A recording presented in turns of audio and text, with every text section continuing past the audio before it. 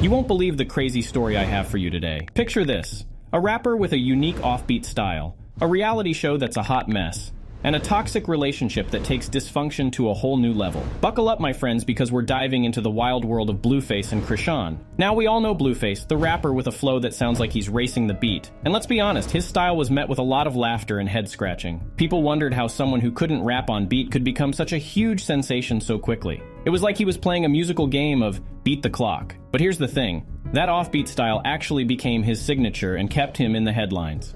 So Blueface's career took off like a rocket.